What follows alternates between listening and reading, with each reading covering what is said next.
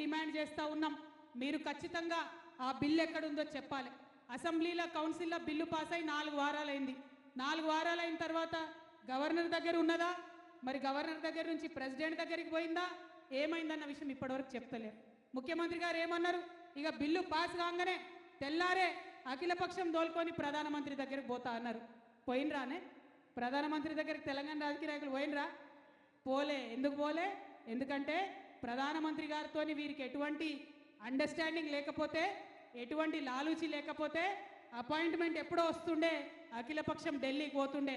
కానీ బీజేపీ పార్టీని కాపాడడానికి ఇవాళ కాంగ్రెస్ పార్టీ కేవలం మనని ఢిల్లీకి తీసుకుపోకుండా ఒక తుపేల్ ధర్నా పెట్టిండ్రు. అక్కడ ఏం చేసిర్రు? కాంగ్రెస్ పార్టీ నాయకులంతా ట్రైన్లు కట్టుకొని ఢిల్లీకి పోయినరు, ఆడ కూర్చున్నారు.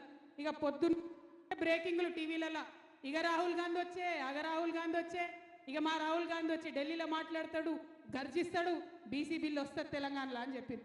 చివరికి ఏమైంది? రాహుల్ గాంధీ రాలే. ఎందుకు రాలేదంటే ఏం ఆన్సర్ లేదు, ఏం జవాబు లేదు. మళ్ళా గాడ మన తెలంగాణ బీసీ బిడ్డలే, కాంగ్రెస్ వాళ్ళే, పాపం అయినా బీసీలే కదా, కాంగ్రెస్ నాయకులే వాళ్ళు ఆడ కూర్చున్నారు. ఆడికి ఇదే మన ముఖ్యమంత్రి గారు పోయి ఢిల్లీలో మాట్లాడిండు.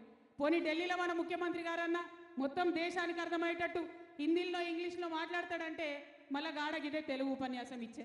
ఇక మరి దానికి ఢిల్లీకి పోవడానికి నాకైతే ఇంతవరకు అర్థం కాలేదు. అది గల్లీలో పెట్టుకోవచ్చు కదా మీటింగు.